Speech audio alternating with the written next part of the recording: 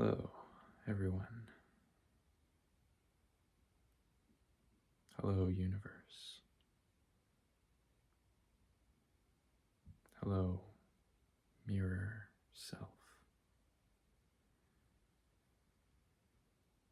Today, we embark upon Mind-Blowing Concepts, Volume 2. So to kick this off, the first mind-blowing concept is non-duality.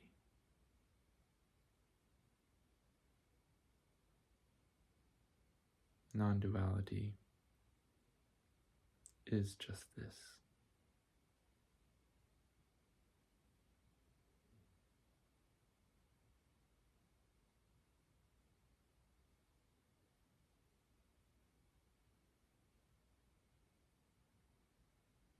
There is nothing else.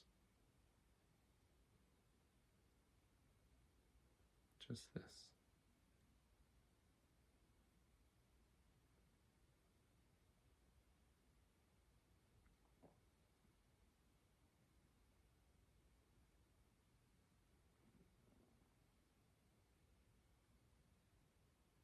We,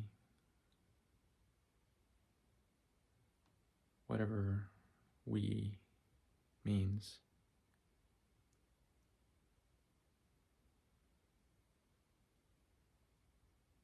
are inherently non-dual.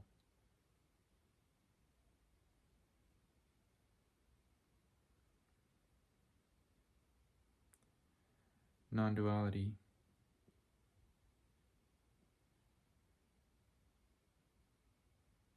is ineffable, for it is just this.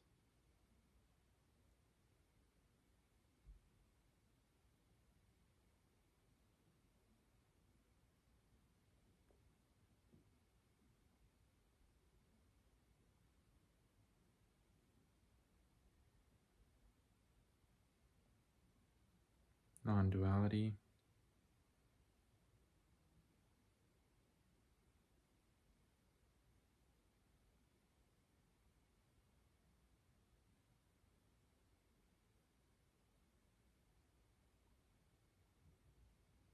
is already here.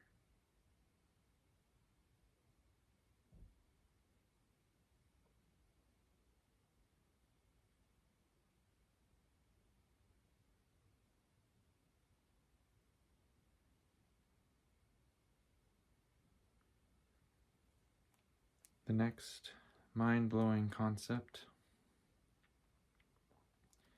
we have are critical points, or criticality, critical theory. This is a theory that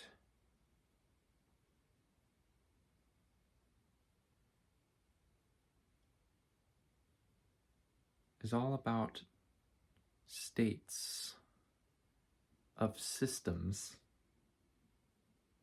that are on the teeter-tottering point of completely changing their dynamic and completely taking on a new form. So they're at this balancing point. They could go one way, and they could go the other. Either way, when it leans, will completely and drastically transform the system into a new state. A good example of this is the boiling point of water. For at the boiling point of water, Water is on the teeter-totter from being in liquid form to becoming gaseous, vapor or gaseous form. So right at that temperature is a critical point for water.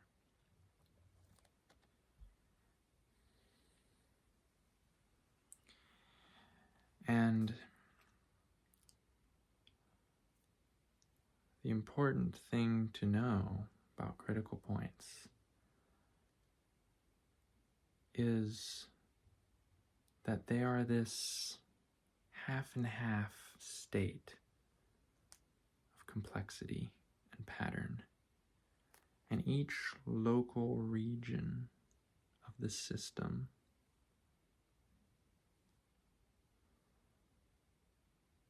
is self-similar. And is even self-similar to larger regions, and is even self-similar to the entire system itself. So if you hone in on a very specific, small section of the system, the patterns that you see within that section, the ones and zeros, the ons and offs, in very binary terms, those patterns will mirror or match patterns on the same level, but in other places in the system, and it will also match larger regions of the system. The patterns in those regions will look the same, and the patterns will look the same for the whole system. And this is important because when the final grain of sand, for example, is added to a mound of sand,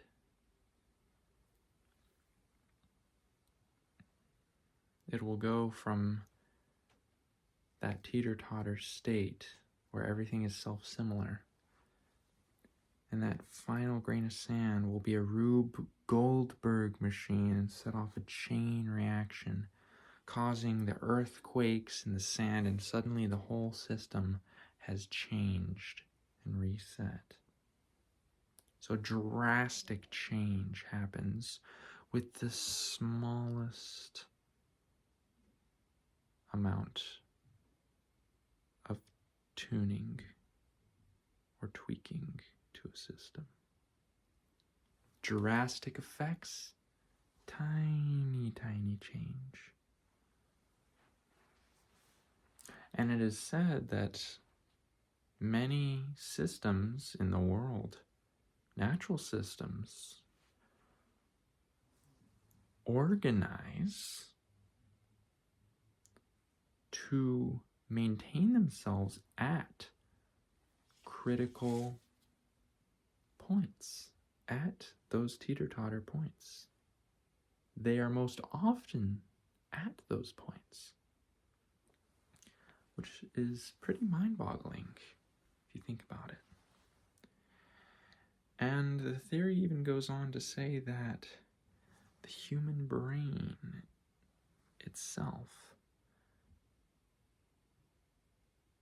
aims to have homeostasis at a critical point where the neurons are firing to other regions just enough that if the critical point is passed, a spark of neuron signals will be sent throughout the entire brain so quickly that the entire system of neurons in the brain will light up and change, drastically altering the system from a state of criticality to a state of polarization. Funny that this one came right after the non-duality concept.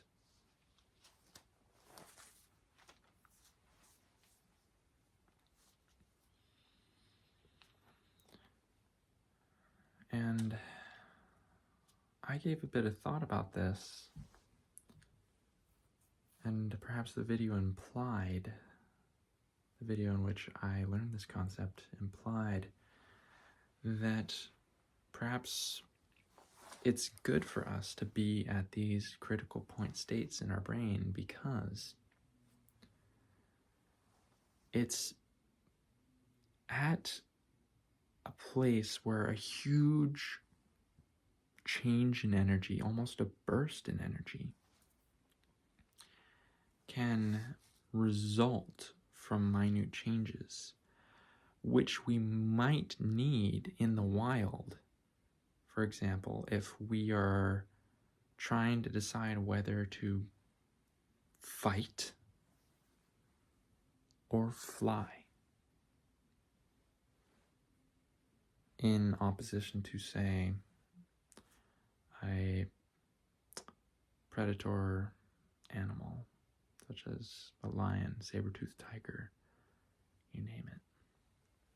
So perhaps that's why these critical points are so important, and why the brain tries to reach the homeostasis of criticality, so that we are prepared for these moments in time when the bursts of energy are required.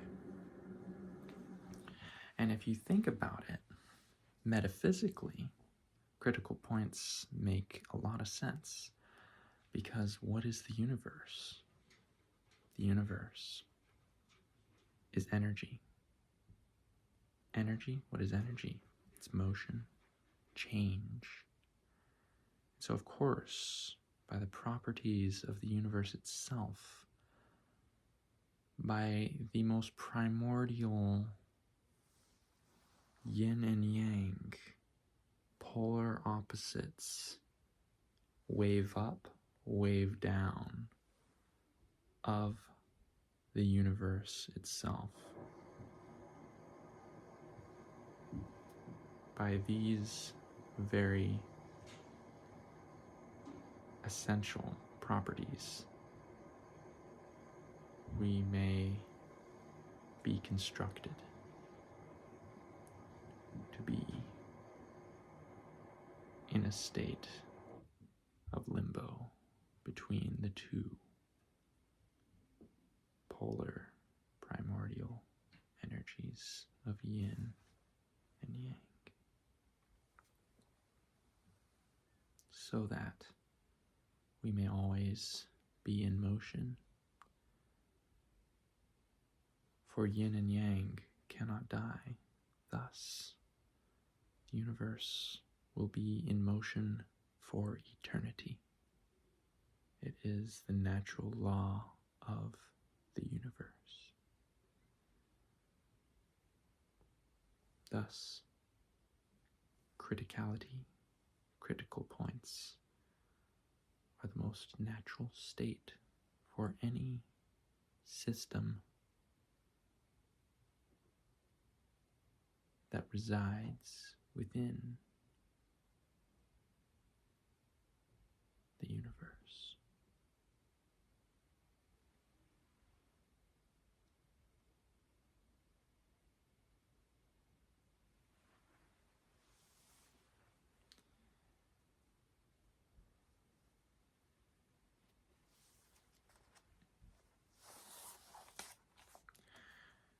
One more thought about critical points. It's important to remember that critical points completely change the dynamic of a system. So when a system reaches the state of a critical point, it's at a place of major shift in the way it functions, the way it interacts with reality itself.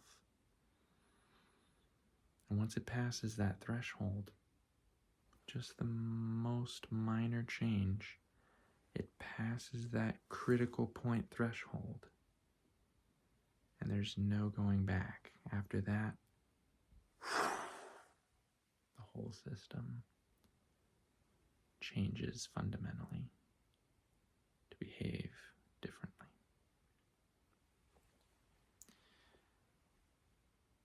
I believe that critical points may play a vital role in evolution, for the most evolved state would be one that can change on a dime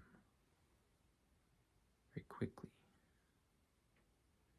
That's the most adaptable state, perhaps the one that would survive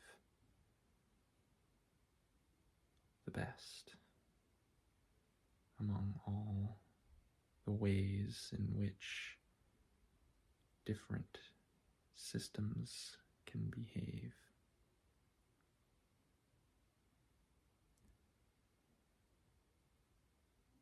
And this reinforces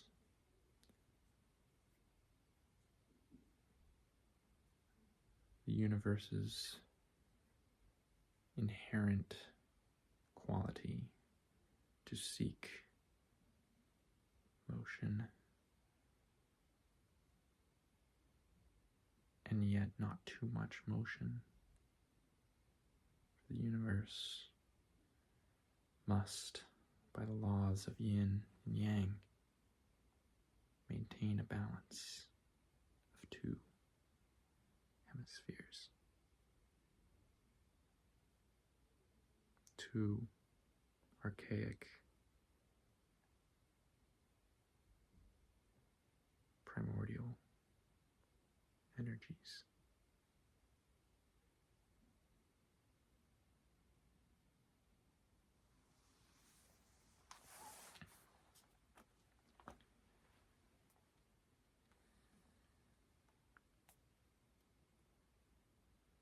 I could say more, but I feel as though our time is running short. So I will save it for the volumes to come.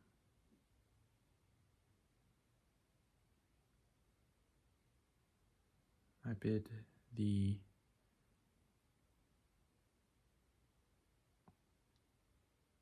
farewell.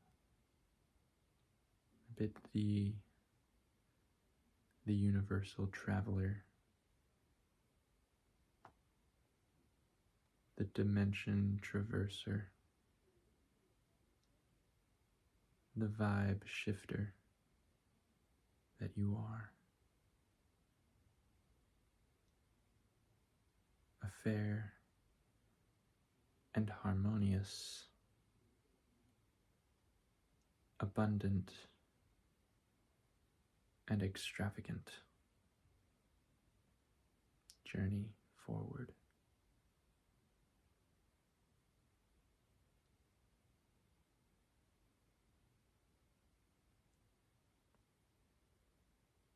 May the universal forces guide thee to thy destiny,